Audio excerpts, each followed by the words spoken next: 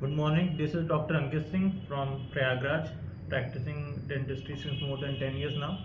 तो आज बात करते हैं कि जब दांत हम एक्सट्रैक्ट करा लेते हैं तो उसको रिप्लेस कैसे कर सकते हैं, क्या क्या टेक्निक्स हैं उसको रिप्लेस करने के लिए।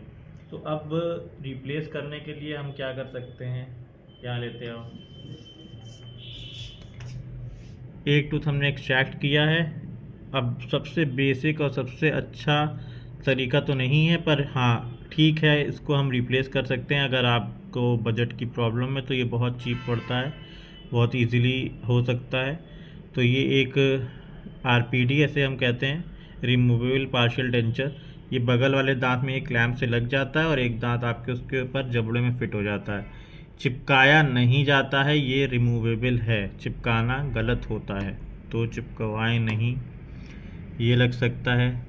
नेक्स्ट तरीका क्या है, ये देखिए, ये उसी का मॉडल है, एक रिमूवेबल पार्शियल डेंचर का।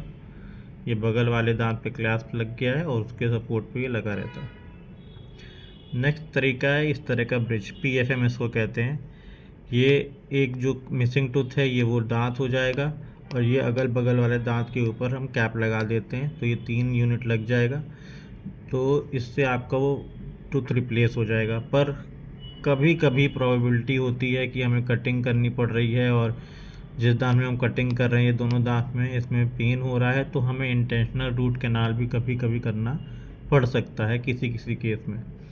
तो अगर इस तरह से हम रिप्लेस करते हैं दांत को तो अगल बगल वाले दांत को हमें थोड़ा सा कटिंग करनी पड़ती है ताकि ये कैप उसके ऊपर आ सके, इसे ब्रिज कहते हैं, और उसके बाद ही ये रिप्लेस हो सकता है। अच्छा, इसमें जो है ये अंदर मेटल की जो है कोपिंग होती है और ऊपर एक लेयर होती है। तो ये एक एवरेज आपको कॉस्टिंग इसकी पड़ती है। इसकी क्वालिटी बहुत अच्छी होती है, ड्यूरेबिलिटी बहुत अच्छी होती है। इस तरह से दोनों बगल के दांत में ऐसे कटिंग होती है और फिर ये प्लेस हो जाता है यहाँ पे। तो ये इस तरह से दांत आप रिप्लेस कर सकते हैं अपना। नेक्स्ट है तो बहुत अच्छा एक ऑप्शन है, ये ज़िरकोनिया ब्रिज। ये ज़िरकोनिया एक मटेरियल होता है तो उससे एस्थेटिक बहुत ही अच्छी आती है। दांत देखने में बहुत ओरिजिनल जैसे दिखते हैं। इसके अंदर मेटल की कोपिंग नहीं होती है, ये टोटली वाइट होता है। तो इसकी फिटिंग लेयरिंग थोड़ी सी पतला लेयर में होगा, फिटिंग बहुत अच्छी आती है, पर ये थोड़ा एक्सपेंसिव की तरफ होता है। पर एक बहुत अच्छा ऑप्शन है अपने मिसिंग टूथ को रिप्लेस कराने के लिए। उसके बाद जो है ये आता है लिथियम डाइसिलिकेट। इसकी ट्रांसलूसेंसी बहुत ज़्यादा होती है तो ये देखने में बहुत ही ज़्यादा अच्छा लगता है, बहुत ही एस्थेटिक होता है, पर थोड़ी सी स्ट्रेंथ इसकी ज़िरकोनिया से कम होती है।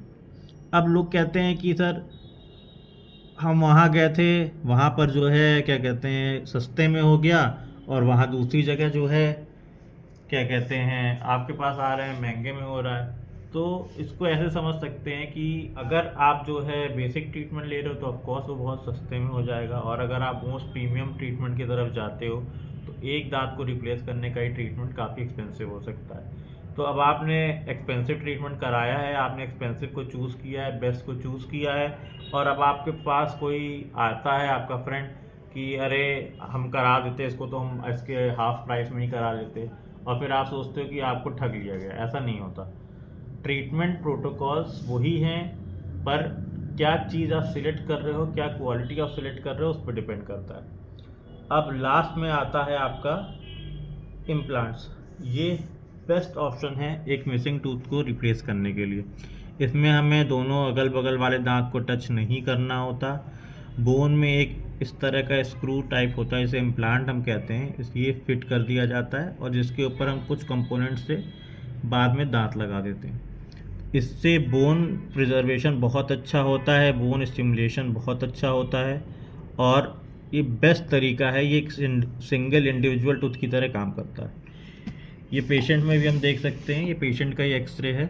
इस तरह से ये इम्प्लांट पड़ा हुआ है, ऊपर का दांत का, इसलिए दांत नीचे लगा है, इम्प्लांट ऊपर दिख रहा है, और यहाँ पे इस तरह का एक दांत लग जाता है।